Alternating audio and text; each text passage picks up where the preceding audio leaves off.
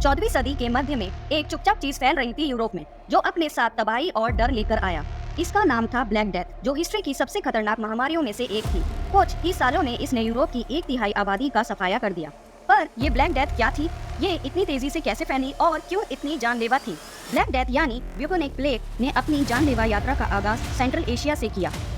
1300 के दौरान ये व्यापारी रूट्स के जरिए खासकर सिल्क रोड यूरोप तक पहुंच गई, व्यापारियों और उनके सामान के जरिए। लेकिन इस महामारी के असली अपराधी बहुत छोटे थे, चूहे और कीड़े। ये कीड़े जो यर्सीनिया पेस्टिस बैक्टीरिया से इन्फेक्टेड थे, चूहों का खून चूसते थे और जब चूहे मर जाते तो ये इंसानों को काटने लगते, बीमारी को फैलाते हुए। जहाज जो व्यापारी माल लेकर यूरोप जा रहे थे, प्लेग फैलाने के लिए परफेक्ट साधन बन गए। अक्टूबर 1347 में 12 जिनोजे जहाज सिकिलियन पोर्ट मसीना में आए। जहाज पर सिर्फ न केवल सेलर्स थे बल्कि एक प्लेग था। कुछ ही दिनों में मसीना के लोग बीमार पड़ने लगे और बीमारी आग की तरह फैलने लगी। इटली से ब्लैक डेथ यूरोप भर में तेजी से फैली, फ्रांस, स्पेन और इंग्लैंड और उसके आगे तक। कुछ ही सालों में ये पूरे कॉन्टिनेंट में फैल चुकी थी।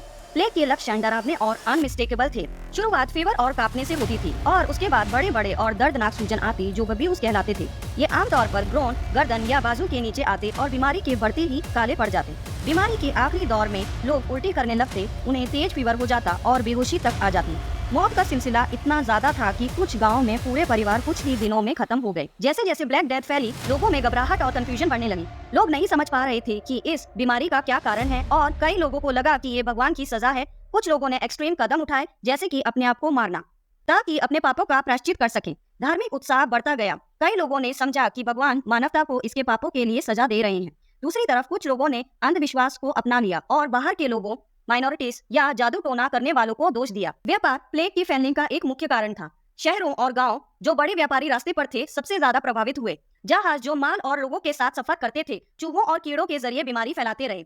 1351 तक ब्लैक डेथ अपने अंत पर पहुंच गया था, लेकिन उससे पहले इसने करीब 2.5 करोड़ लोगों की जान ले ली थी, जो यूरोप की 1/3 आबादी थी। पूरे के पूरे गांव वीरान हो गए और मजदूरों की कमी हो गई थी। मजदूरों की कमी ने शक्ति का संतुलन बदल दिया। बचे हुए मजदूर ज्यादा मेहनताना मांग सकते थे और यूरोप के पुराना फ्यूडल सिस्टम जो कई सदियों से था, टूटने लगा।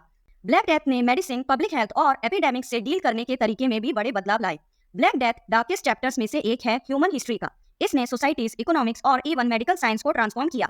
ब्लैक डेथ बहुत पहले ही खत्म हो चुका है, लेकिन इसका लेसन इंपॉर्टेंट है।